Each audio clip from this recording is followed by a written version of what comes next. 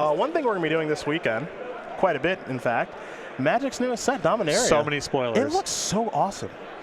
There is a lesson here, I think, about what resonates with people, and you can see the excitement that this is generating. And you can go back to M10, which had a similar experience, and go back and look at Alpha and Beta and how those sets still captured the imagination of the Magic community the way that it does.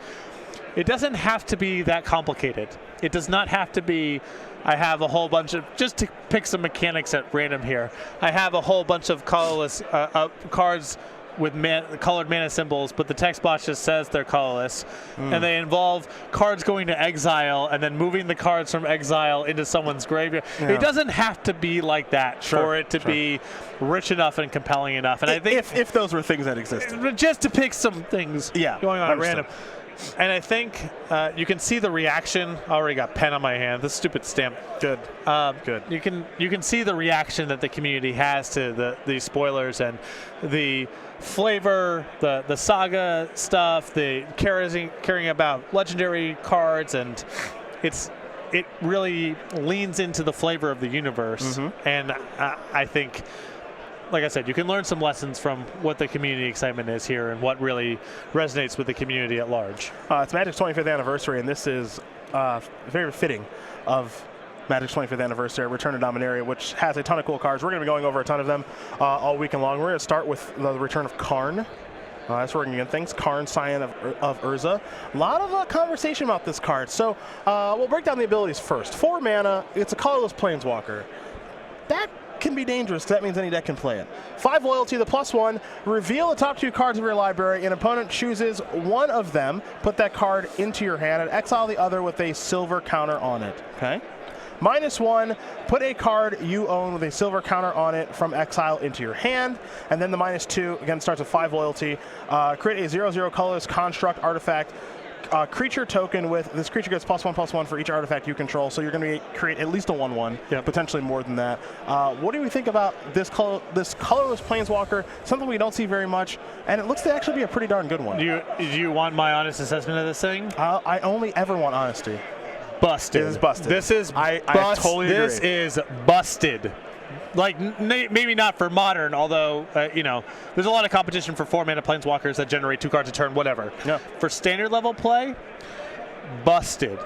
So you get 2 cards a turn for 4, and the loyalty is such when you're going from 5 to 6, it's going to be unlikely your opponent can attack it unless you're really far behind on the board. So it demands that they have a Vraska's Contempt kind of card, and then you're just up. The mana exchange is even.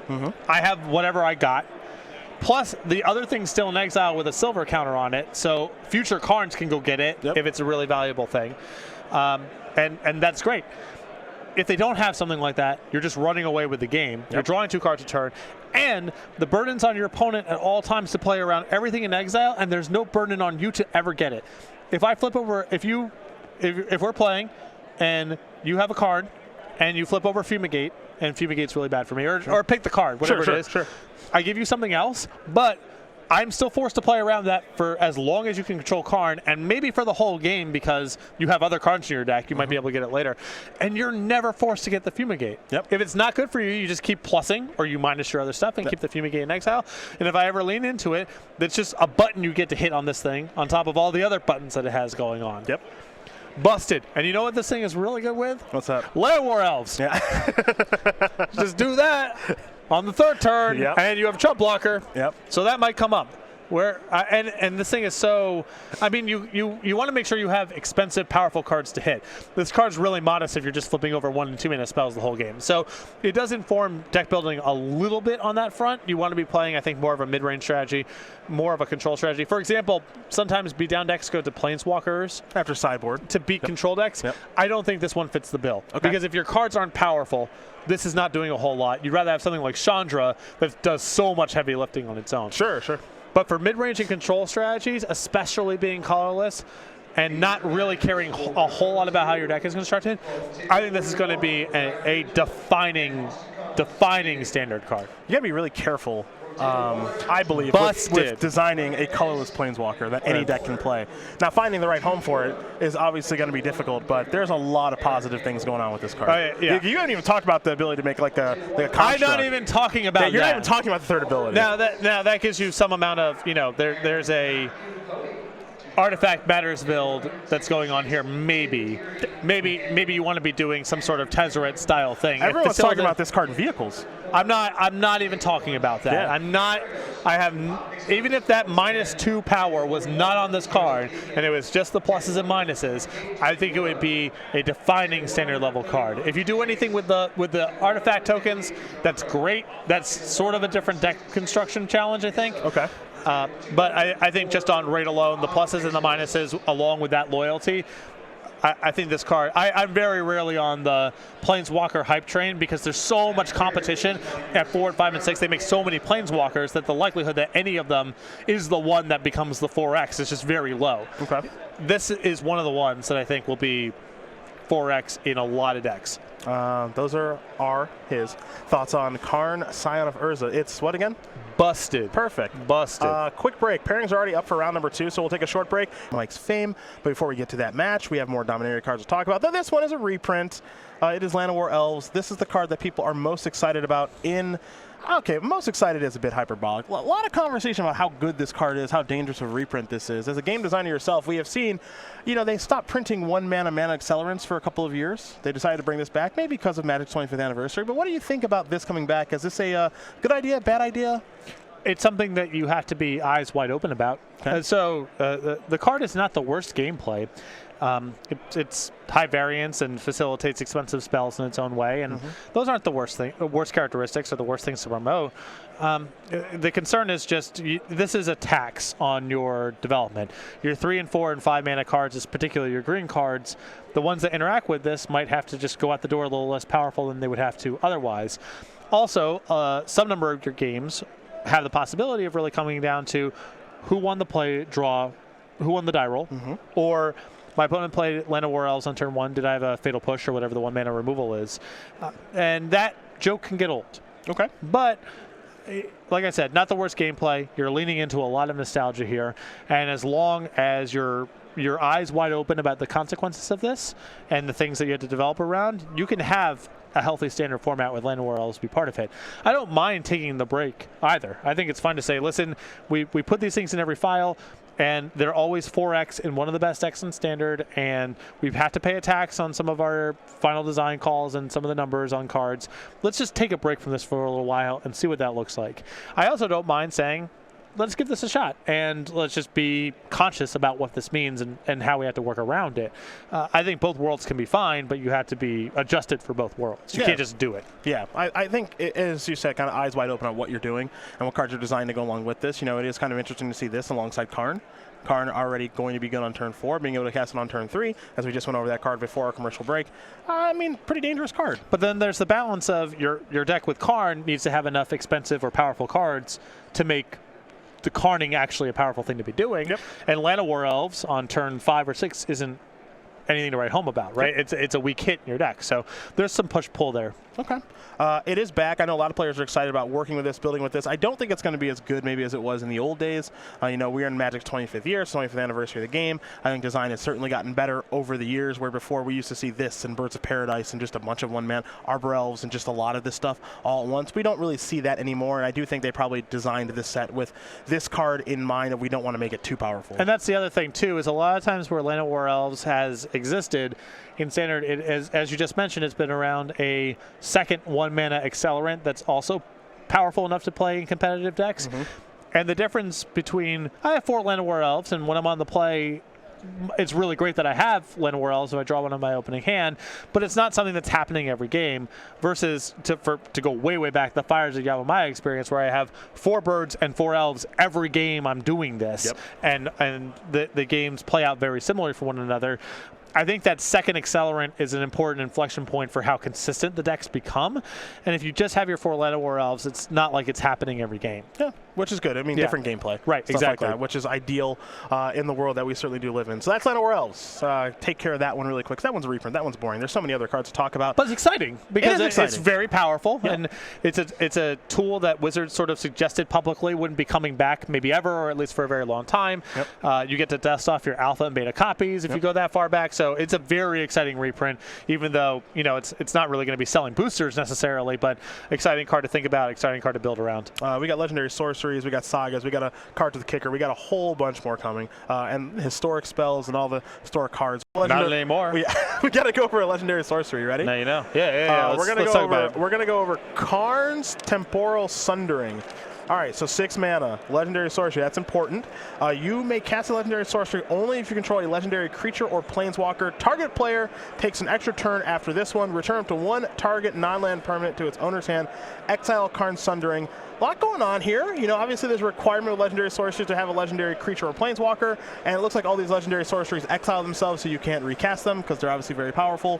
What do we think of legendary sorceries and this one in particular, Patrick Sullivan? It's really sweet, right? There's a story there, and I think leaning into legendary cards in general is fruitful space because it encourages people to play with more of the named storyline characters and more planeswalkers. So at a baseline, I like it. I think you can easily overdo the legendary stuff because I think there's some frustration with the I can't play the second copy. Legendary as a mechanic does say to people kind of loudly, don't own 4 copies. So there's some risk with doing too much of it, but at a baseline I think it's great, and the opportunity for storytelling is really rich as well. This card, it's a very sweet design. I mean, you could not do this just without the legendary restriction. Agreed. And I think all the designs that I've seen powered up that way. Like we could not do this without having some sort of very serious restriction. The return up to 1 target non-land permanent does a couple of sweet things. So time walks have spots of being bad when I don't have anything going on. It's just cycle, basically. Yep. This makes sure you're making some amount of forward progress. You clear out a blocker to free up attacks on your time walk turn. All good stuff there. The other thing, it's a little subtle, but the other thing that it does is sometimes time walks can be bad when I'm behind on the board playing a control deck, because I untap, I draw a card, and now what? I'm in the same spot I was in last turn. Yep. With the bounce effect, if you pair it with a counter spell, now it's a way to, if you're interested in the time walk anyway, it's a way for you to get a problematic permanent off the battlefield. And now I have the mana up to counter spell it or do whatever else I'm going to do and get out from under it that way. So time walks are sweet and have a long history of showing up in tournament Magic, even at about this mana cost. And bounce a non-land permanent is not a small add because it allows you to catch up when you're behind or clear out a 1 blocker that's prohibiting your attacks on your time walk turn. When I first read this card, the legendary aspect of it, I thought it was just any legendary permanent. They've been very clear, legendary creature or planeswalker. It is just too corny if this stuff is showing up in Legacy with Karakas. Like, make someone, and also the legendary lands are just much harder to interact with. Yeah. What's kind of nice about the legendary, this planeswalker or creature kind of text is naturally, even if I don't have counter spells in my deck to counter this, I can interact with your planeswalkers and creatures that are legendary. The lands are just at a baseline much harder to interact with. They're much more free rolls. Yep. And so don't even let that enter the conversation. Yeah. Like that's just not the thing you want to encourage. Make people play with the permanents that the other people can interact with. Initially I was thinking of the Taking Turns deck in Modern, and how you can just play like a Boro, a Migakoro. Yeah, right. I was just like, okay, this card's busted. Too corny. But yeah, I had to take a second read of the reminder text. Legendary creature or planeswalker, they make you work for it, which is good. And if you do work for it, the payoff is worth it. But you got to work for it. And we're not saying it's not even the biggest ask, because a lot of the legendary creatures and planeswalkers are quite good. Yeah. Just you don't get to cheat this thing with the stupid lands. Yeah. That is not going to be the experience here. And I think it's very wise of Wizards to make that the clause rather than legendary permanent. I do agree. That is Karn's Temporal Sundering, one of many legendary sorceries that we're going to go over here, as I got a handy dandy list that I'll be adding to in between rounds here, because we got to go over sagas and just so many different cards. Honestly, as I've been looking through all of Dominaria previews and been setting up, taking a swipe on SCG and like our Factor Fictions and everything for the next couple of weeks, there's a lot of really good cards. I don't know how good they'll be. There's a lot of really interesting, fun cards to talk about. And I think, so even setting aside all that, I think the creative world building, the art and flavor direction, everything I've seen, we were talking about this at work a few days ago, of like, what was the last very good Magic set? And I had to go back, I'm a tough grader on this front. My vote goes to Magic Origins as being the last, like, B+ or better offering. It's been a kind of a rough era, I think, mechanically, and obviously power level, play pattern stuff in Standard hasn't been ideal. There's been a lot of bannings. Dominaria looks like it is shaping up to be like a Magic Origins or better level set. Yep. And I've not felt that way in a long time. We haven't seen the full spoiler yet, but the merging of like mechanics plus the creative dimension plus the cards that look like have been promoted to be powerful, it looks like a really good offering, and I'm excited to go through the preview cards over the course of this weekend. We got a lot to go over today and tomorrow. We've also got more Magic to watch soon, but all of that after we do take a short commercial break here from Milwaukee. So we do come back. All of our players with 2 buys are going to be coming in. Yeah. Dampening Sphere. Card a lot of people are excited about. 2 mana artifact. If a land is tapped for 2 or more mana, it produces colorless instead of any other type and amount. This is very good against the Urzatron lands, Eldrazi Temple, and I'm sure plenty of other lands I'm not thinking about. City of Traders, Ancient Tomb, I suppose, stuff like that. Each spell a player casts costs 1 more to cast for each other spell that player has cast this turn. Looking at you, Storm players. Patrick, this is a hate card. It's an uncommon one. Yeah, uncommon is bizarre. So sometimes the conversations around rarity, this is a crude way of describing it, is let's imagine that we just shuffled up random Magic cards from all over Magic's history and started playing games. How frequently would this text box be relevant? The bottom part of this is this kind of comes up in normal games. It's not like a hate card per se, but if we are playing games of Magic with like random cards we own, this text box will come up. We'll do some things. The top power is so narrow and specific and non-emergent in the average game of Magic that I think it makes a strong case for being rare. That's a small critique at the end of the day. And it's not the worst thing for some of these sideboard cards and hate cards that are very loud to be a little bit more accessible for the players who are frustrated about losing to these decks. If you're a player at your local store, and you just keep losing to Thran and you just can't stand anymore, it's nice to pay $0.25 instead of $2. Sure. So, you get a little bit back in the other way. This is very on the nose.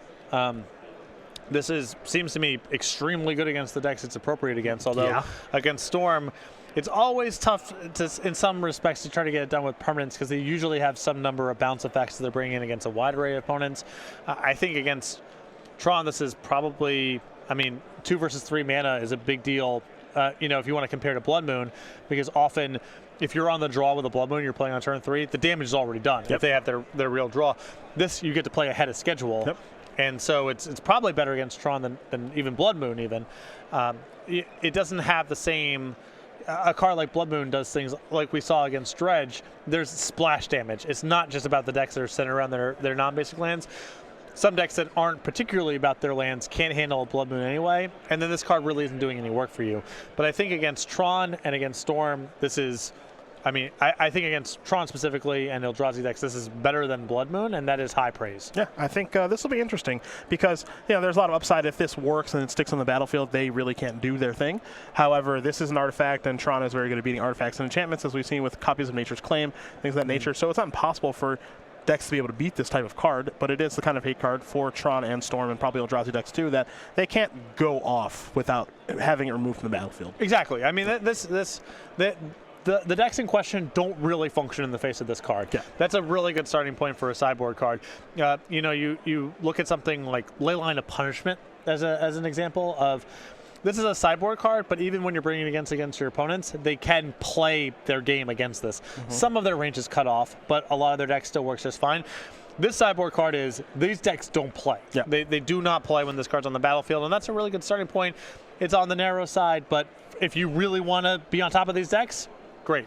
This card will do it. All right, well, that's Dampening Sphere. One of many cards we got to go over. And that'll give us a moment here to talk about a new card from Dominaria. We're going to go to another Planeswalker here. It's not quite Karn, Scion of Urza, but we're going to talk about Jaya Ballard, which is your new red Planeswalker here. 2 red, 5 loyalties where it starts. Legendary Planeswalker, Jaya. You can +1 it to add red, red, red. Spend this mana. Let me make sure. Spend this mana only to cast instant or sorcery spells.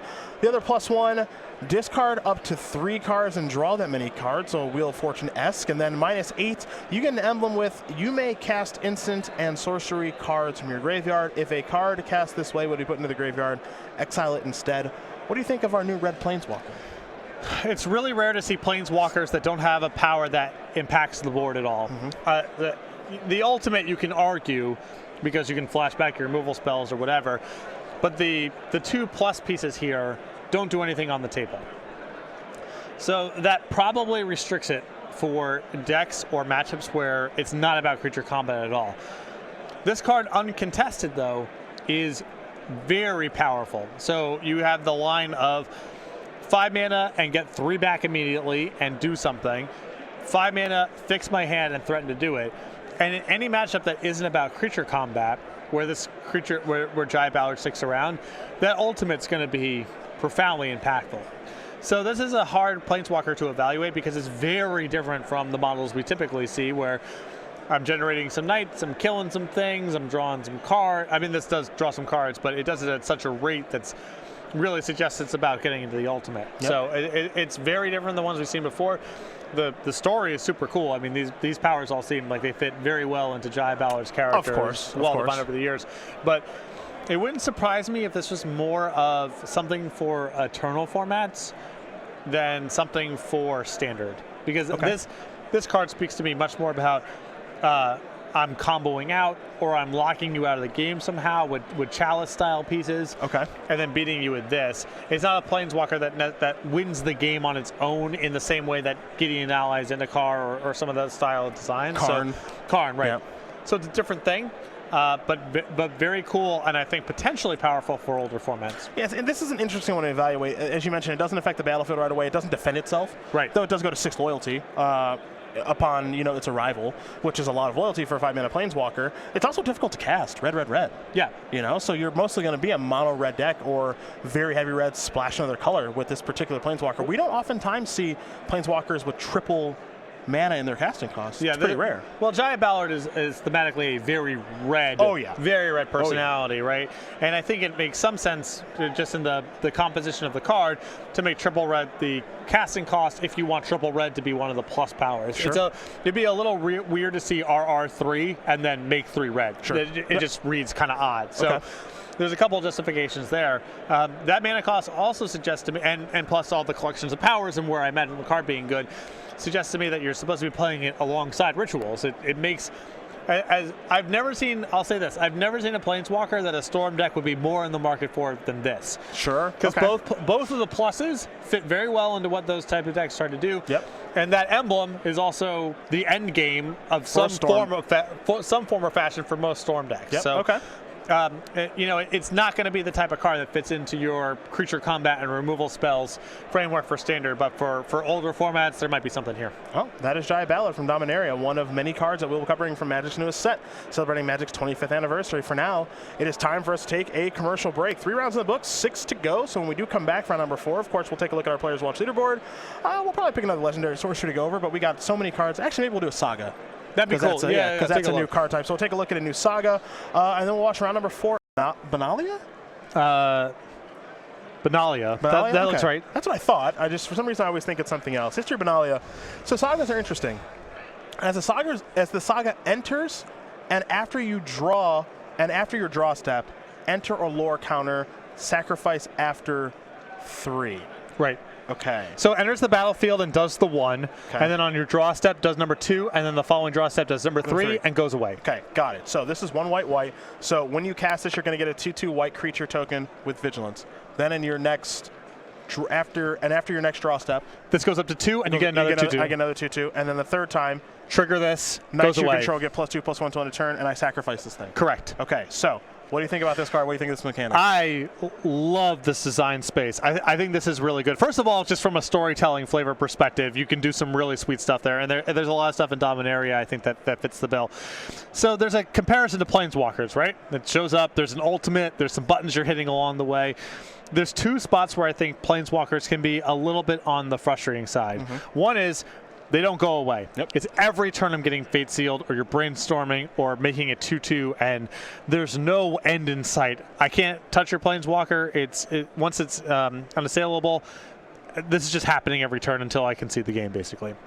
The other is, all right, so I had to play around 4 powers. You have access to 4 different buttons you can get over there. I got to play around all of them, and then you just choose whichever the best one is for you anyway. Yep. What's nice about what is really good about this is, one, it just goes away. There's a determined hard cap of, even if this thing's really bad for me, it's gone in 3 turns. I know this.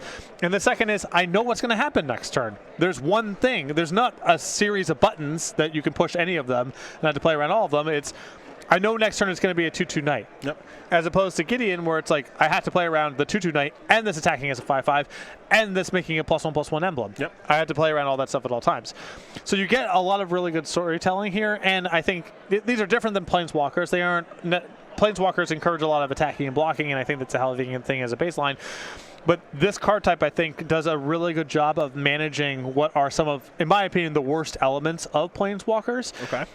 This card, it's a little, my one critique of this is compared to some of the other sagas they've made, this is not a set of powers and a story that reads like a mythic. Okay, sure. It's make a knight, and then your knights are big for a turn. Okay. It's a lot less splashy than some of the other designs they made. If this is mythic, I am willing to bet Wizards it believes this will be a player in Standard. Okay. And the rate's not bad at all. I mean, you get 2 2/2s and an attack for 8.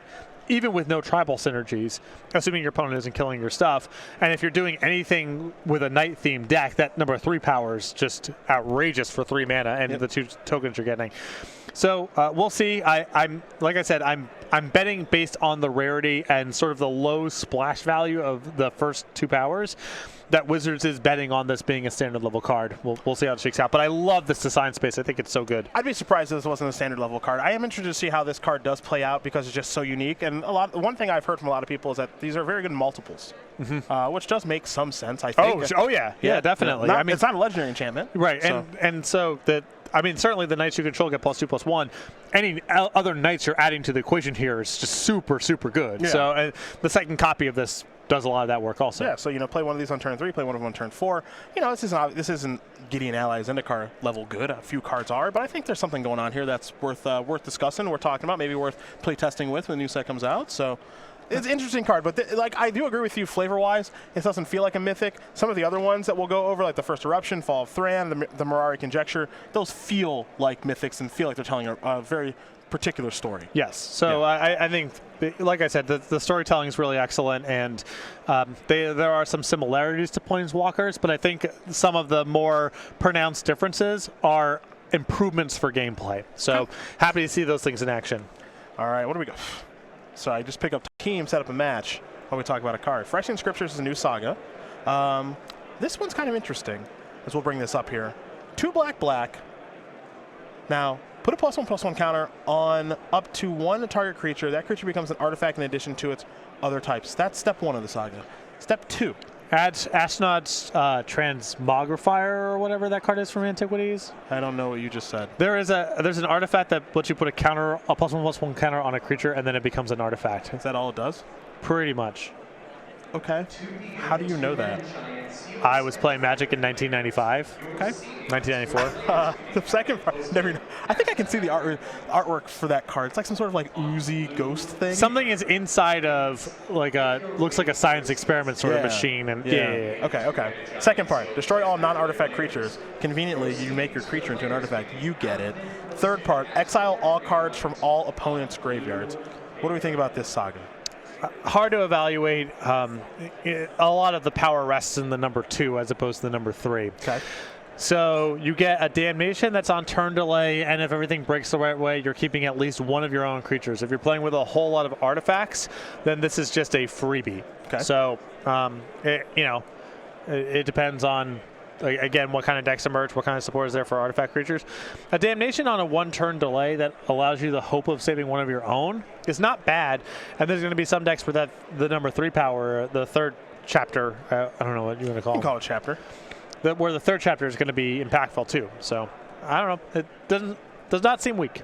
Players, the stuff I've read, the fact that you get to keep your creature and then you also get to attack with it right away. Yeah. Pretty nice. I'm not. So the last one we went over, History of Benalia, really good in multiples. I don't think that this one is. It's awkward, right? Yeah. Yeah. I mean, there's diminishing returns on damnations, and especially when your opponent knows that it's coming a turn in advance. Yes. Yeah. So that part of this is very, very interesting. And whenever you're giving your opponent heads up information about, this is coming, they'll be able to adjust their play, but you also get to adjust yours as well. So it's an interesting card. And also, there's the fact that, like, you can play this and, like, set it up, and then your opponent can, and you're relying on it, your opponent can just kill it.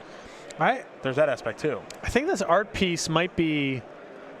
Is this art piece the other side of Dark Ritual from Saga? Bring up Dark Ritual from Saga. Okay.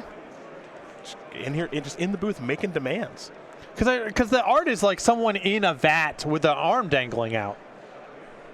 Okay, I can see what you're. I didn't see that. I didn't notice that before. And it would stand to reason, right? It's Phyrexian. Yeah, I mean, it's at least inspired. It's at least, it seems adjacent to that art. What's the name of that card? Phyrexian Scriptures? Oh, okay, well then there you go. Look at you. I got an eye. Wow. I got an eye for pizza. Wow. I got an eye for a little bit of this. I actually didn't know the flavor text part. I didn't know that either. The Phyrexian black stuff in Saga is so loud, and that was like one of the sets I came back to. Okay. And that Dark Ritual piece is pretty iconic as far as it goes. It's weird because the hand's different, but I guess it's the process of something transforming. Yeah. This shows something in artifact state, and the previous shows someone being transformed. That's cool. Cool. There's a lot of stuff like this. I am blown away that your mind just went there. There's a lot of stuff like this woven into these sagas, designs, right? Yeah, well, then we're going to dial more sagas now to see what kind of comes from your brain in a minute here. I know that our backup relationships are good for a little while, maybe not great. It's just it's exactly like that. There's a time and a place for certain things, and it doesn't last in perpetuity. David Klopfenstein, I think I pronounced that right, actually. Do you think anything else will be unbanned in Modern anytime soon? Jace the Mind Sculptor and Bloodbraid Elf didn't warp the format in a bad way. Would Stoneforge Mystic be safe? So, I mentioned this in the Fact or Fiction column. Safe and wise are two different things. Yeah. There is an incentive to unban Bloodbraid Elf and Jace the Mind Sculptor that goes beyond Jace's presence in M25. The format is all about cheap stuff, or frequently is all about cheap stuff. And Jace and Bloodbraid Elf encourage decks that play more expensive cards. That is a valuable thing worth promoting. It is worth taking some risks to make that happen, because Bloodbraid and Jace come with risks. Yep, for sure.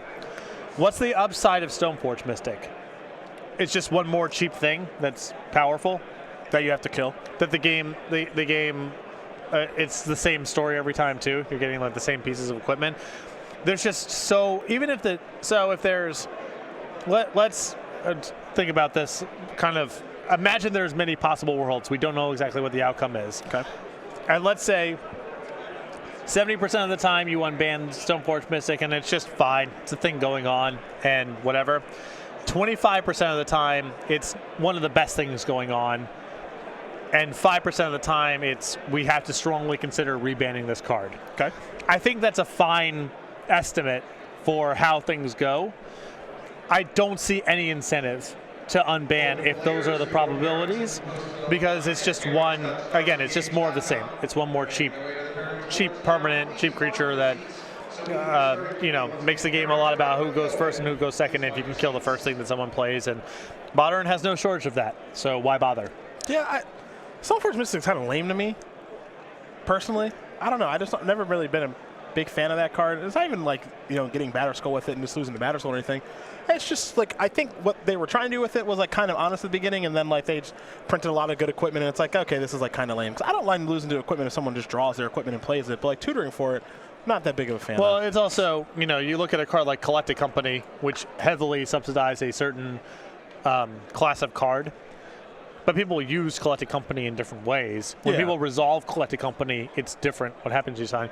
Stoneforge Mystic, over the years, it's been really tight. Yeah. There's a handful of cards that get gotten, and one very loud one in particular. Two if you count Jitte, but that one's been in Modern. But Batterskull is disproportionately what's going on, and then after that, it's whatever swords are appropriate. So it's just not for a card that says, go up and up, gather, and search for equipment and try to find all this cool stuff to mix and match, right? Like that's sort of the hope of Stoneforge Mystic. It's just the same cards over and over again. Yeah. So I think the incentive is is very low, even if it's safe. Would you want to unban anything? No, I think that I think the Jace the Mind Sculptor and Bloodbraid Elf bans are so impactful that let this format go on for a little while. I think there's a risk with Modern of if you're constantly jumbling things around, there's costs for a variety of reasons. One of those costs is the format doesn't feel tethered to anything anymore. It feels willy-nilly and arbitrary and constantly in flux. It's nice for things to settle for a little bit. It's nice for the focus to be on what are the cards in the new set that will impact the format, not what's the old stuff we can take off the ban list. Just let things breathe for a little while. And Jace and Bloodbraid Elf and all the fallout of those cards being legal should be different enough that there's plenty of time to explore the format and build new decks, and both around those two cards and other old strategies or new strategies you might think are more powerful because those two cards are now part of the equation. Okay. Let's see. Excuse me. John Welsh. How hype are you for Bolt and Counterspell and Dominaria? I'm all in on Wizard Tribal, regardless of how bad it is. I don't know if you've seen Wizard's Lightning or Wizard's Retort. I don't know if we can bring up either of those cards if we have them in the databank for people to view, but there's Wizards-based Counterspell and a Wizards-based Lightning Bolt. Yeah, I saw those designs. I think they're really cool. First of all, the floor on those cards is high enough that if the Wizards are all reasonable, then sure. I don't think you need to be playing the 30 Wizards to make those cards okay. I think you can get by with 12 or 10 or whatever. I also like trying to prop up Wizard Tribal, not with all Wizards get +1/+1. We've seen that kind of story over and over again. But giving the Wizards spells that are particular to them is a different way of executing Tribal, and one that feels very flavorful for Wizards specifically. Yep. So I think those designs are really cool. If you're doing any of the stuff, I mean, you get Lightning Bolt and Counterspell. Yep. So no question, if the Wizards are at all reasonable, this is part of the package.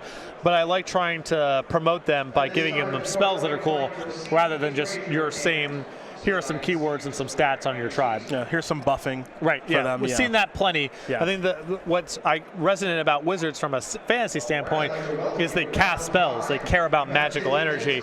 And so doing it this way, I think, is a novel execution of Tribal and something that makes them distinct from Goblins and Merfolk and those sort of tribes that we just saw in Ixalan. Yeah, I mean, I prefer something like this much more.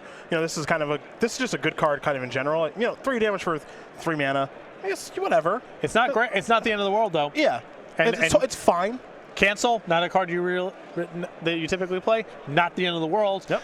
And we know that Lightning Bolt and Counterspell are marquee staple cards of very powerful formats. So if you're doing the thing, that's great. Now, the hidden cost on this is part of what the power comes from Lightning Bolt is I'm on the draw, and on turn 1, I bolt your first creature. And this can never do that. So even if you're doing the discounted thing, there's some hidden costs that make it not as efficient as it appears. But at the end of it, you are getting Lightning Bolt and Counterspell. And even if you can't play it on turn 1 or turn 2 very frequently, those cards are hyper efficient. Okay. I'll take 2 more here really quickly. Let's see. How does Dominaria compare to Khans of Tarkir, the last great block, in my opinion? You never know until... So a lot of... When we go back and we look at sets or we look at formats, we do a lot of revisionist history, which is, I mean, to be expected. But our memory of Dominaria is largely going to be informed by how good were the standard formats surrounding it. Eventually, the preview season will be in the rearview mirror, and all we're going to be doing is playing with the cards. So there's a lot of cool stuff going on here. I really like the mechanics. I think the flavor of the set's excellent. The art, the world building, all of that. But are the formats actually improved by this set's presence? That's going to inform a lot of what's going on with Khans. Like, I don't think that Morph is I think it's a fine mechanic. I don't think it's great.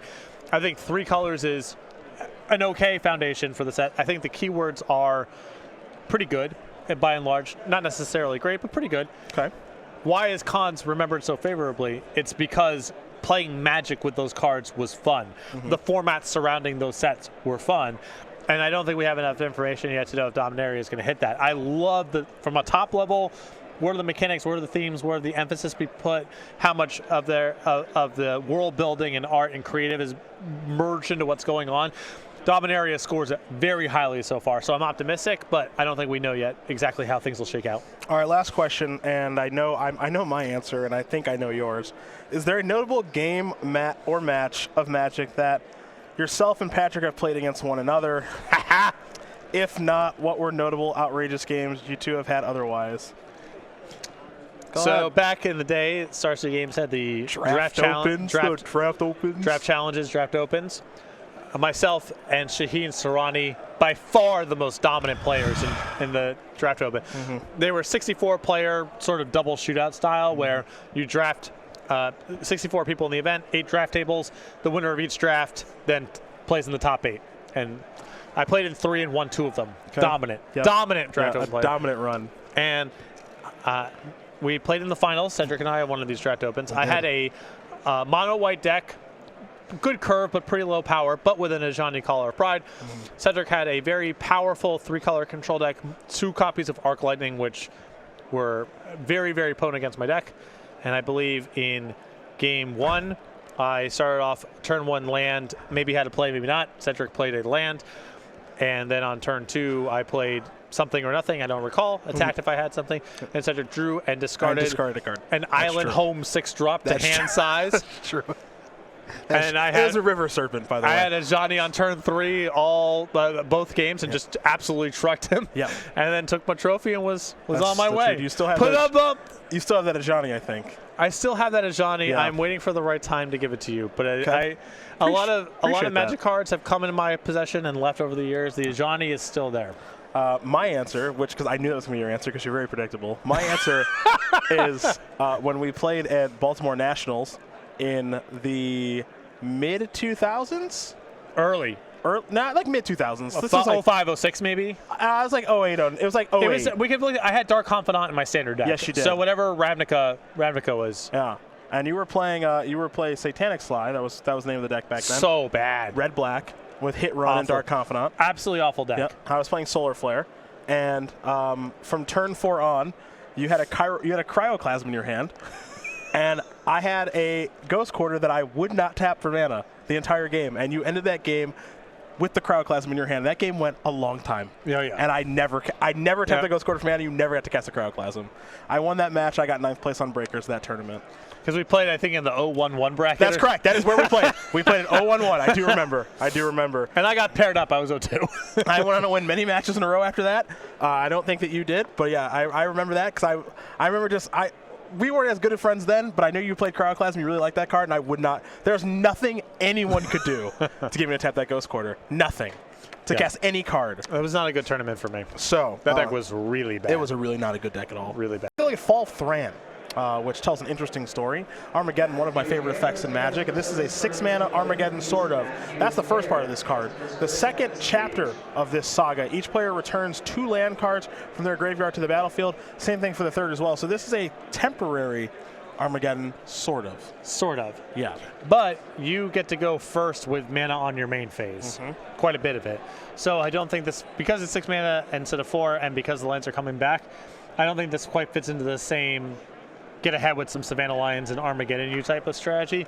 This is about doing something different. Okay. And I don't know if that involves, are you supposed to be trying to loop strip mine type effects here in the aftermath? Are you trying to do something with utility lands? Are you supposed to be playing a game where you can operate under 4 mana and your opponent can't? Are you supposed to be trying to play this alongside ways to exile the graveyard? I don't know. There's a lot of different dimensions to it. So I don't think it's a clean fit. Although there are some times where it is going to be, I got ahead of you, blew up all your lands. Yep. The next turn you have no mana. The turn after that you have 2 mana maybe, and that's just not enough to catch up to how far behind you fell on the board. There's a little bit of that going on, but this is a much fancier design than Armageddon, and it's hard to know exactly how it slots in or if it slots into the same range of decks. Now, one of the interesting things about this card is after you do the Destroy All Lands, if you kill this, Lands aren't coming back. So I don't know if that's something people are going to try to do with building with this. And Kami of Ancient Law. Exactly. So some other way of killing this that might already be on the battlefield. Who knows? What I think is kind of interesting about this card is, the effect of Destroy All Lands is very powerful, but, we're not ever going to see that printed at 4 mana again. No. I don't think. So 6 mana seems pretty fair for this effect. It is splashable because it's only a single white, and if you do kill the enchantment, you get to take full advantage of it. I think of one of the decks I started first playing when I was a kid was Blastogeddon, which is a Blastoderm Armageddon deck with mana accelerants. It had birds and elves, and then like Noble Panther. Is that the green-white? Oh, yeah. Yeah, Noble Panther, Blastoderm, a bunch of other green and white cards. Blastoderm and Armageddon is a really nice combo because you get your threat on the table, then you get in, and then you get into 5, and then you've got to figure out. You figure out the rest. That's just the first step. Yeah. Is Armageddon with Blastoderm on the battlefield. Then you got to. Yeah, Noble Panther and some other creatures were on cleanup duty. You figured it out. The Android Brushhopper? Nah, they weren't illegal at the same time, I don't think. Well, they came after each other. Panther and Android Brushhopper are in the same block, but they're Invasion? What's Judgment? Okay, that's true. Maybe Brushhopper was in that deck. What's the Llanowar Knight? The pro black 2/2? That's 2/2. I know what card you're talking about. Like Galena's Knight. Galena's Knight's the pro red Merfolk. That's blue white. I know you're green white pro black 2/2. I know what you're talking about. That one? I don't think so. Different 2. Kavu Titan.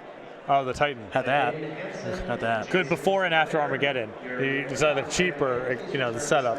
It does it all. Yeah. Yeah. Slices, dices, does it all. This deck does not sound great against Exclude.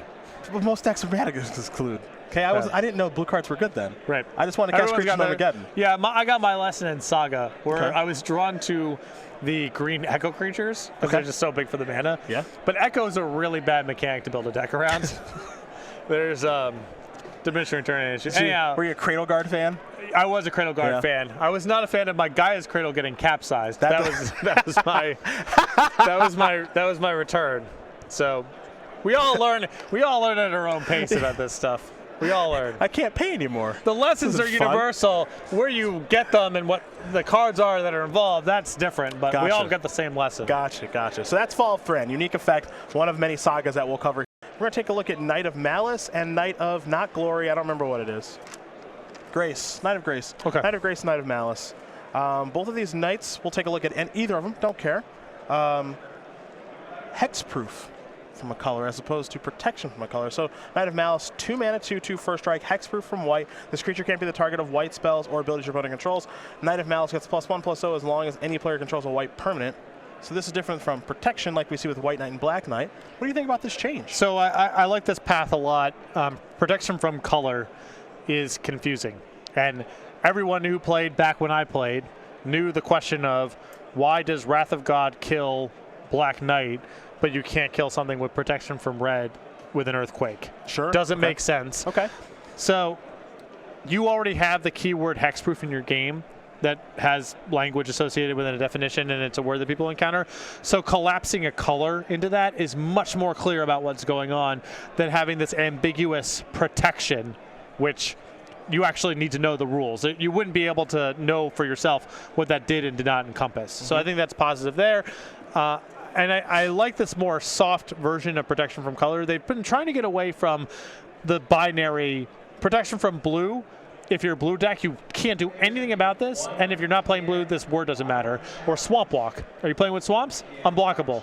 Are you playing without black? This keyword doesn't matter. So try to move it more into things like Menace, where whether or not the evasion happens or the protection happens is dynamic from turn to turn and predicated on what you're doing, not just what colors are you playing, what lands are you playing, okay, this card's on or off.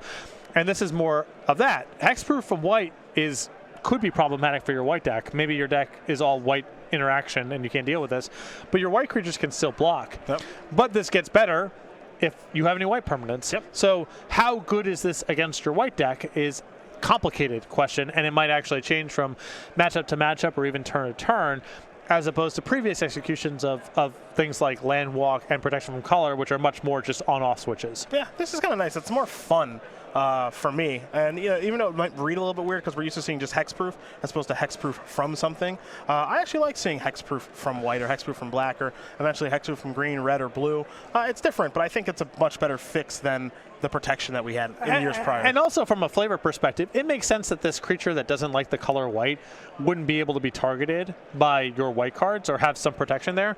It doesn't make sense that it would be evading combat with white creatures. And the old protection rules, combat wasn't happening very much because when I'm attacking, you can't block. And on your side of the table, the incentive to not attack is so powerful because I just have this free blocker. So your protection from color, these white knights and black knights, which are thematically about attacking the other color, don't actually end up in combat very much against the colors that they're supposed to be an enemy of. This still allows them to be blocking and blocked by white creatures, and I think that helps with the story too. Okay, well, that gives you an idea of Knight of Malice and Knight of Grace, two creatures that have hexproof from And Knight of color. Grace is just this in reverse? Correct, yeah. Okay.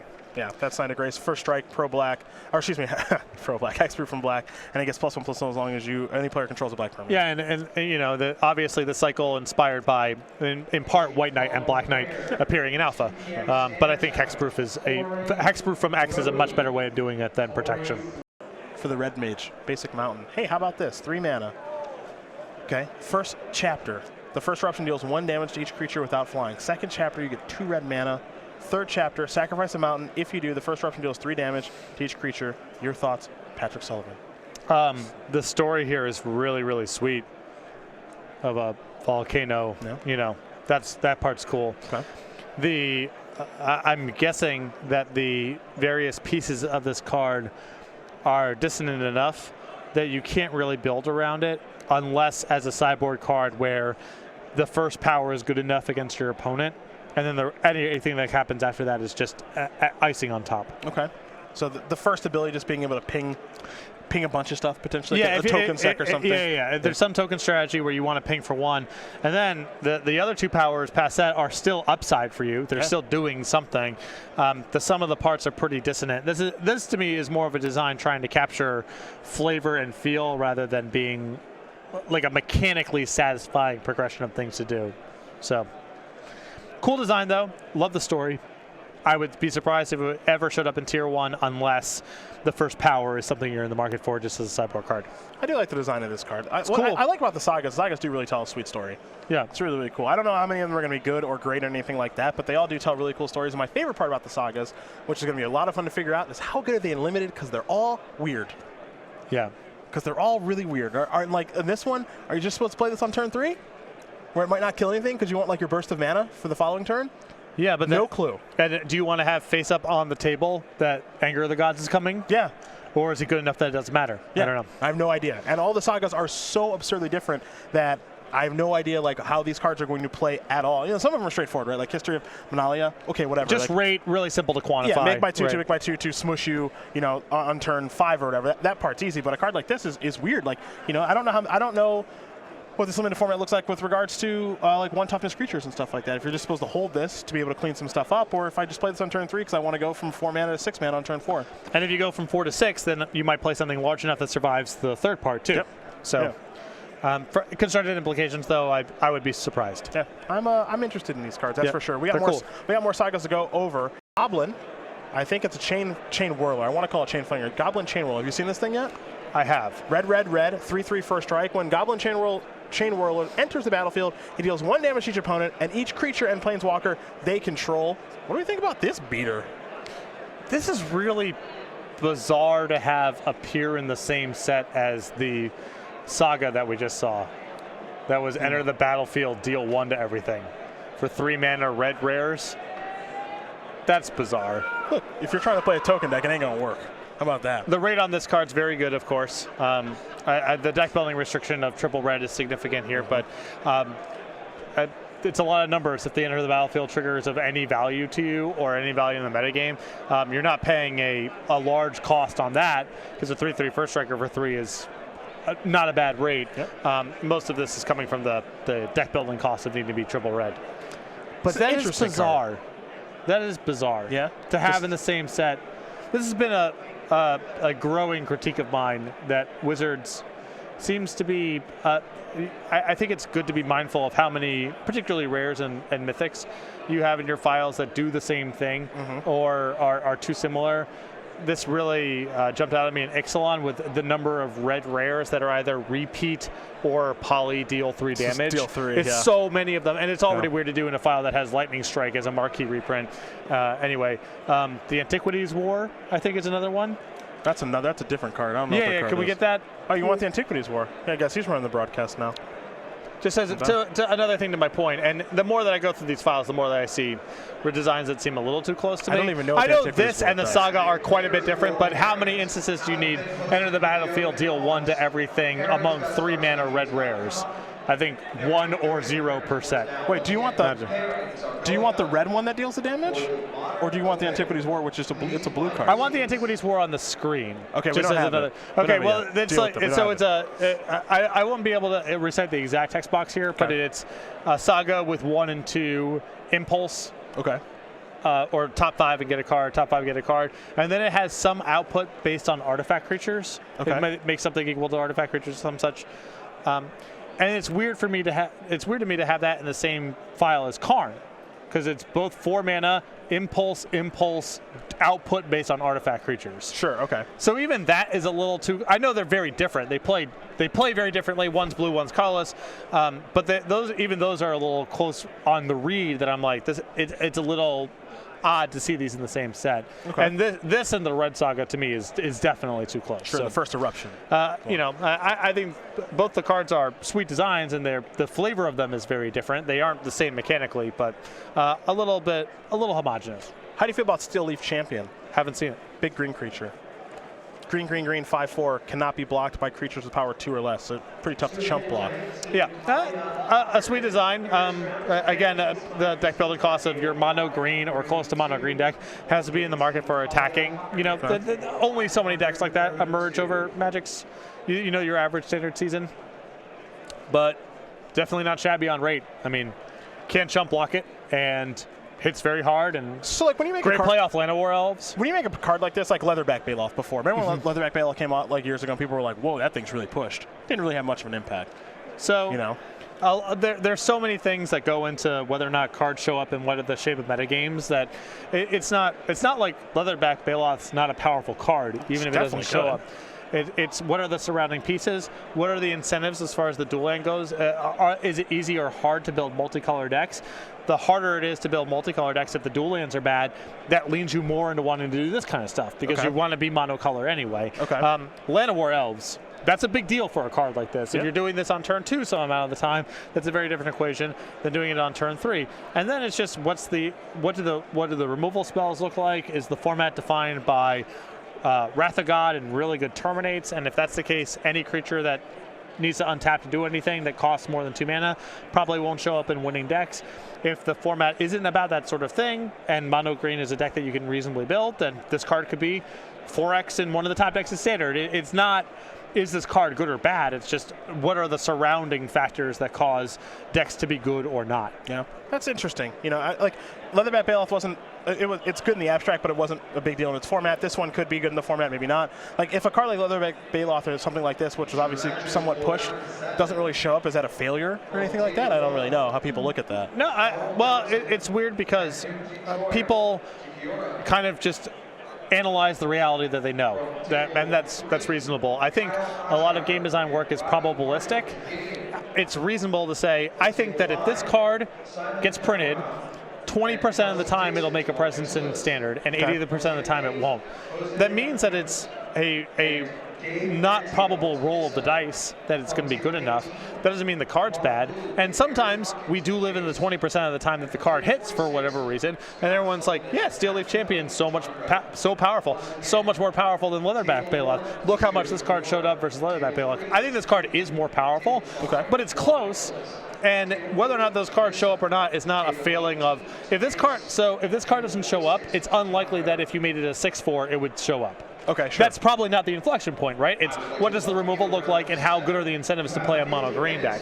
So that doesn't really speak to whether or not this card has enough rate. There's a lot of numbers on this for not that much mana, and that text box is not a trivial thing to put on a 5/4 for 3. Yep. So the card is certainly strong, but that doesn't really speak to whether or not the card is going to show up. I mean, you know, Jace the Mind Sculptor is a historically shortlist for one of the best Magic cards of all time. Yep. It's been unbanned, and Modern has been struggling to incorporate the card effectively because of a lot of factors, of Lightning Bolt, of powerful creature lands, of the good discard spells, how good the cheap counter spells are, how hard it is to tap out on your own turn and not impact the board. All the stuff adds up to Jace the Mind Sculptor being, as things currently stand, sort of a fringe-ish modern level card. It's not like Jace is weak. There's just, of course, there's just externalities. There's other things floating around the ecosystem that make it maybe, a B+ or an A- instead of an A+. And a lot of other cards that have enough rate for constructed, they have the same thing. He's still going. How good is Ancestral Recall in Vintage? Presumably very good. How good would it be in your sealed deck? Very good. Okay. How good is Lion's Eye Diamond in Legacy? Pretty good. How good is Lion's Eye Diamond in your sealed deck? Probably very bad. So there's different things going on here. Ancestral Recall's rate is such that it's good no matter what the format looks like because that rate is just so good, and drawing cards is always a thing you can do something with. Lion's Eye Diamond is extremely powerful with a very narrow range of cards. As the card pool expands, there are going to be more cards that hit the target, whether it's Goblin Charbelcher or Infernal Tutor or whatever the surrounding elements are that make Lion's Eye Diamond as good as it is. Okay. In your sealed deck, with the card pool being really narrow, you don't have those cards. There's only a handful of them that exist in Magic, and so the card isn't very good. So some power level is flat and some of it's contextual. Most of it is contextual. The cards that are flat and really, really strong are the Ancestral Recalls, the Lightning Bolts of the world that are just like, these just kind of always good. Yeah. These are just always sort of good. Our friend Phil Sams, this was earlier in the broadcast when I tried to ridicule you for working on that red deck. He said, "Don't you dare try and stifle the genius of basic Mountain here." So that's my bad. Don't worry about it. I wouldn't worry about it. That's my bad. I apologize, Phil. Our friend Ryan Holiday wants to know who we think is main eventing WrestleMania. I heard about this. It's Patrick's favorite wrestler. So as many of you know, Cedric is very passionate about professional wrestling. That's correct. I grew up with it and have a fondness for it, but I'm not on a week-to-week, month-to-month sort of deal.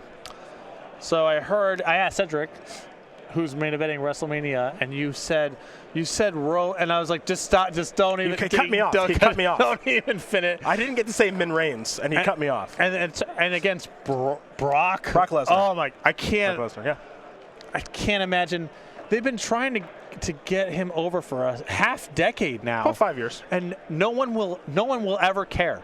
No one will ever care. You're going to care. Starting tomorrow. Oh, fine. Yeah, a match against Brock. That's what I need to be emotionally invested in Roman Reigns' character. That's right. So that answers just 17 minutes of rest holds. That answers your question, Ryan Holiday. And he gets to get wrestling on the broadcast. How do you think Amulet Titan is positioned in the current metagame, Patrick? I think it's gotten better. Okay. I think the deck is very good against decks that are trying to play with Jace the Mind Sculptor and decks that are trying to play with Bloodbraid Elf.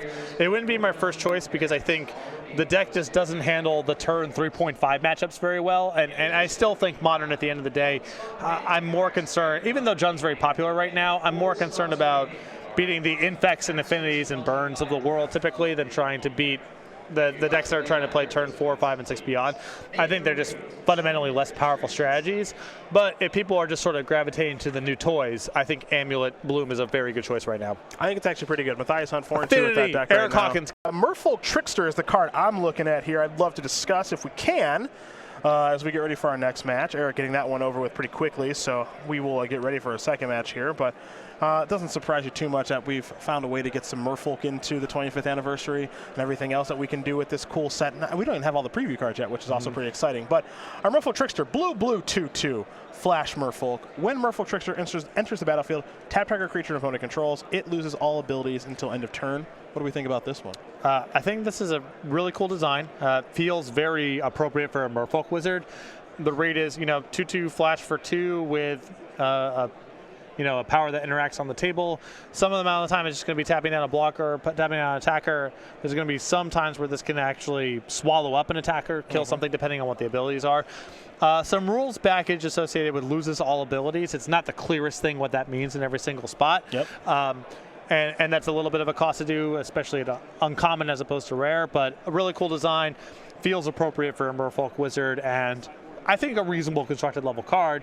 2/2s for 2 are not really as efficient as they once were. Creatures have been, they've risen up in power level against the relations of spells over the last decade or so. So this is not the slam dunk it would have been during Invasion or Odyssey back when we were playing, but there's a lot to like here. Yeah, it's interesting, right, where you take a look at Modern Merfolk and Legacy Merfolk to a certain extent, and they have got an abundance of blue 2/2, and it's just which ones do you want to play. Most people gravitate towards the Lords and Silvergill Adept. Some players play Harbinger of the Tides, which is obviously a pretty powerful card, which you can play 4 flash with additional 2 mana, or just, it being straight up to tap a creature. Sometimes we see Tidebinder Mage. So there's a lot of space to fill in that blue 2/2 Merfolk spot. Is this better than all of those other ones? Unclear. I mean, the text on this card's pretty good. The incentives in the older formats are just to stack up Lords, because the Lords scale. There's a multiplier to keep adding Lords on top of them. On top of themselves. It's really hard to get away from that incentive structure. And Silvergill Adept is sort of on its own world in terms of rate and being sort of a free card to play. If we're looking at Standard and we're just getting off a block with a Merfolk, there isn't the same saturation of Merfolk that are just Lords that stack on top of each other. So you've actually got to find Merfolk with text boxes and figure out what you want to be doing. And I think if there's a Standard version of the deck, this would fit in very naturally. Well, that's Merfolk Trickster. I know we're still waiting on our backup match. We're getting ready here for game number 3. Do you want to see if we can go over Cast Down, which is a black removal spell, which I believe it's 2 mana. You can destroy a non-legendary creature. So I kind of dig this. This is very ultimate price to me. Yep. Go for the throat. It's a removal spell that's obviously very good, but it has some restrictions, especially with the set that we were going into with a lot of legendary creatures and sorceries and permanents and all that jazz. It seems perfect for this block. Well, this is kind of trying to do the best of both worlds, where people get to look at this and say, oh, this is like a Doomblade or a Terminate, and how many cards are actually going to be legendary such that this drawback matters. And Wizards creates a world where that drawback, or that restriction rather, means a whole lot. Because there's enough incentives, both because the individual legendary creatures are powerful enough and because of things like the cycle of legendary spells that require something, that the drawback on this field actually ends up being really significant inside the game. So, optimistic this is not just Doomblade, and assuming they've done their job and have promoted enough of the legendary cards, this reads awesome and will be awesome some of the time, but will not just be a total freebie to play 4 copies in all your decks. I like when the removal spells are really good some of the time and really bad other times. Oh, for sure. I'm a big fan of Ultimate Price. And it's big nice. Fan of that card. That sort of design naturally has a good metagame churn, right? It shows up all over the place. I'm going to load up on legendary creatures. Legendary creatures are all over the place. I'm going to take this out for some other removal spell. People are now playing a bunch of Frascus Contempts to fight the legends. I'm going to play a bunch of cheap stuff to get underneath it. All right, well, now I need to put the anti-legendary spell back in my... if you do it the right way, you get months and months and months of metagame evolution with people just turning over the same cards, because the threats and answers have really defined strengths and weaknesses against one another. Yeah, it's a really interesting card. I like it. It's not as simple as just put 4 in your deck and move on. No. Like we've seen with other removal spells, which I like. Great. See if we've got Lyra Dawnbringer. Do we have that one? Baneslayer Angel V2.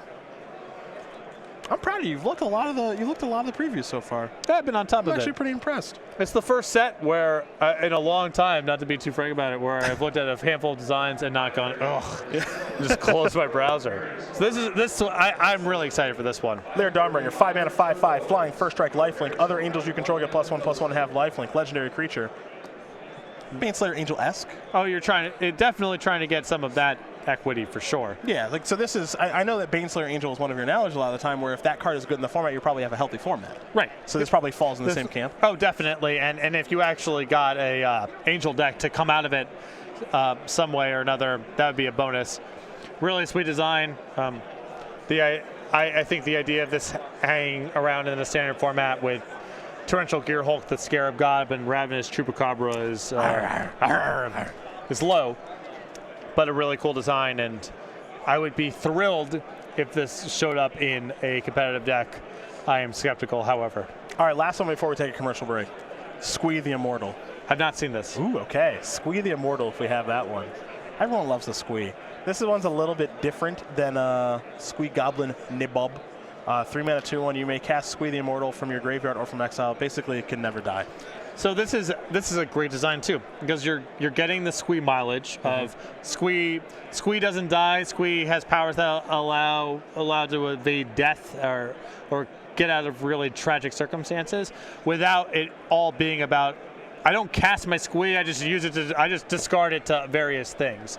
So you're getting a lot of the splash value and flavor of the first one without the incentive just being, yeah, I have survival fitness. And I just do this. I just get to do this over and over again. You need to do something with the body for this to be coming up and being any good. Which is great. Yeah, it's cool. I like it. It's a cool card. I'm hoping someone finds a way to break it. I know that this is a food chain piece. Yes, it is. It is. That's where people. That's where people are moving. It's definitely a food chain piece.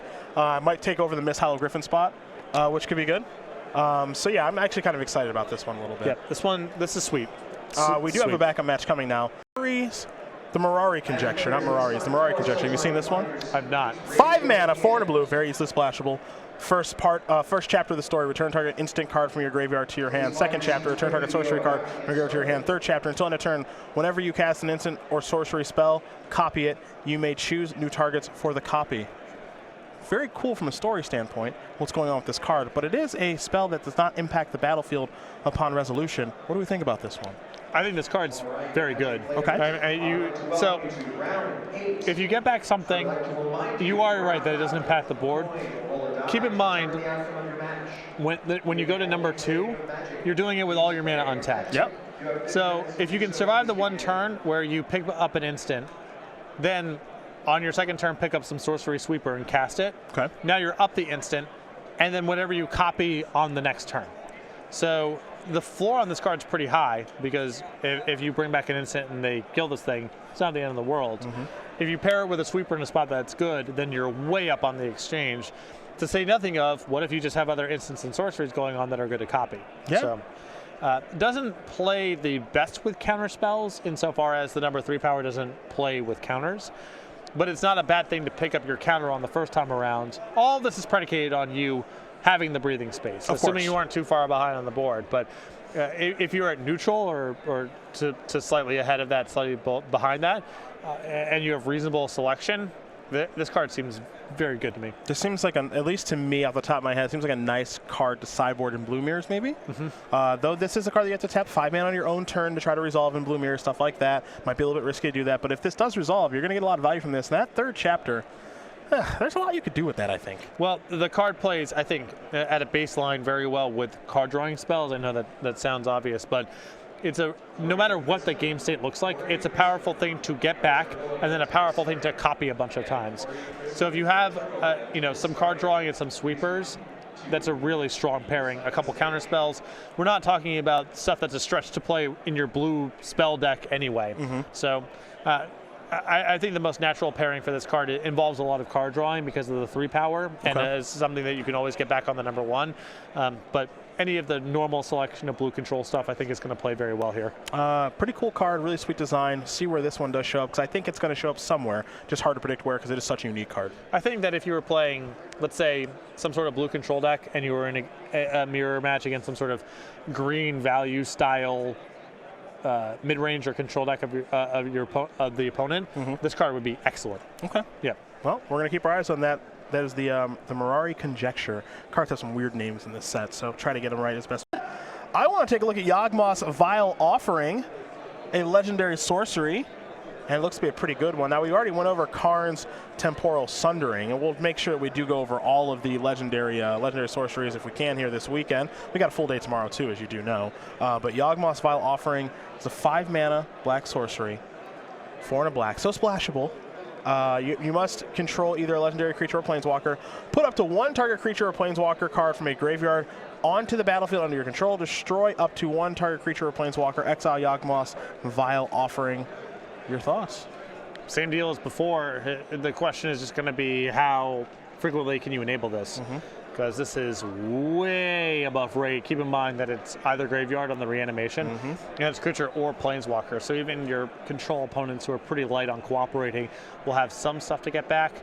Yeah, I mean, if you're doing some reanimation thing, card's very powerful, and if you're just doing we're exchanging resources, and this is my way of topping off my curve, excellent there too. This is a pretty powerful card, I think. Yes. I think that all of these legendary sorceries are pretty powerful. We'll be going over Urza's, Jaya's, and Kamal's as well. Awesome that Kamal's back, by the way. The Fist of Groza. Yeah, I'm a big fan of that card. But yeah, this card is, I think... Pit Fighter, which version? It's the Fist of Groza. Okay. Yeah, it's the green one. I really like this card. I'm very curious to see how players are going to try to build decks based around legendary permanents. and just see if they work with consistency or not. That's the biggest question I have, because obviously a legendary creature or legendary or a planeswalker, those are the kind of things that you want to kill immediately, you know, because they're always generally so powerful that it's ideal to kill those things. And if you kill those things, then obviously these legendary sorceries aren't going to work. So a player's going to have a high density of legendary cards, or just legendary cards that are sticky and are very difficult to kill. I think that's the question. Yeah, and it's mandatory. A lot of the designs we see are just, you know, do the thing, and if you've got this bonus, then here's another bonus. And these cards literally can't be played if you can't fulfill the requirement. So the burden on, as you said, I think you put it very well. You either got to have a lot of them, or they got to be especially sticky to make these cards work. But the Time Walk and this one are both. You can't do these cards for 6 and 5 mana normally. You are getting quite the reward, but consistency, as you mentioned, that's going to be the thing. How much do you think Yawgmoth's Vile Offering would cast if it did not have the legendary restriction? If I was working on a file, if you wanted to be like good in standard but not a dominant thing, I would probably start at 7. Okay. And I would not be optimistic that it could survive at 7. 5 BB or 4 BBB? Depend. I like doing I like doing more black mana symbols on cards that call out Yawgmoth specifically, because there's this history of very black mana, dark ritual intensive things. It's not really a balanced thing. Okay. I mean, the third black mana symbol really ups the cost of splashing it in decks, so maybe that matters. But yeah, I would probably start at 7. How about Karn's Temporal Sundering, that Time Walk? Probably would also start at 7. Yeah, maybe. I was thinking 8 for that one, because bouncing a thing when you're time walking is a really big deal. Yeah, I think. But I think the Yawgmoth one is a more powerful text box in the abstract than the Time Walk one. There's both for standard level play. Yeah. As the formats expand, Time Walk has different implications, but they're both way better than what you could do normally. Yeah. It's interesting. We are getting another match here in just a moment. So while we do wait for that match, let's do another legendary sorcery. Urza's Ruinous Blast. It's the white one, I think. I kind of want to learn the story of this set too, how we were able to get back here. Other than you can just kind of do whatever you want when you're telling stories. But that's probably just what it is. 5 mana. Exile all non-land permanents that aren't legendary. So this is kind of an Akroma's Vengeance-esque thing, I guess you could say. Well, except it's an implied that you're keeping one thing at least. Yeah, you are at least keeping something. Yes. Yeah. Because you have to have something to keep if you're casting this in the first place. Yeah. So, again, well above rate, and if you're doing the legendary thing, then this could be a really good one-sided sweeper. How ubiquitous the legendary stuff is going to determine if you're going to be playing this card or not, because if your opponent is also doing the legendary thing, this card goes down in value a whole lot. Yep. If they're just putting random stuff on the table, it's a lot better. Exiling's at a premium right now with Hazoret and the Scarab God being marquee, defining cards. Optimistic, have to see how asymmetrical this ends up being. This is also what I think makes Karn such a good card. Karn's already a really good card, but it's also just, it can be played in any deck. Yes. So, if I want to play with Yawgmoth's Vile Offering, or if I want to play with this one, or if I want to play with Karn's, or the other two, Karn is kind of like the 4 into a 5 mana spell, something, and it fulfills what you need to do, and it's colorless. And Karn's got so much loyalty too. Yeah. That it's not a trivial card for your opponent to get off the battlefield. So yeah. I agree. Karn naturally plays very well with a lot of this stuff because you want to be grinding, and it's a pretty stable legendary permanent. Yeah, and these things are no joke. No. These spells, if you can cast them with regularity, something like this to clear the board on turn 5, just of everything, I think that's not to be messed with. No. That's a real card. I think so far of the 3, if I was just thinking of cards I can cast every single time, not having to worry about the restriction, I think Yawgmoth's Vile Offering is the best of the bunch so far. Although I suppose this is not actually equipped to handle some of the exiling cards, right? Because they are legendary to start with. Hazoret and Scarab God, right? Yeah, sure. That's not playing against the card. All right. Okay. That's interesting. I mean, but it's noteworthy that there are a lot of creatures already in high tier 1 that fulfill the legendary requirement for this card. So, Hazoret, what's the God cycle of Hazoret? Do you remember? This, the rest of that. Yeah. Ruinous. That costs 3. Yeah. Okay. The Kifnet, or the blue one Kefnet's 3 mana. The card drawer. Okay. White one, is that that's not Heliod. I don't know. I don't remember what the white one is anymore. What's the do you remember the black one? I know Vontu. Vontu. Vontu's 3 mana. Right. The white one is Oketra. 4 mana. The black one is the sacrifice to scry sort of deal. Yeah, it's weird. Bantu the Glorify, it's real right. weird. Okay, and then Oketra is the white.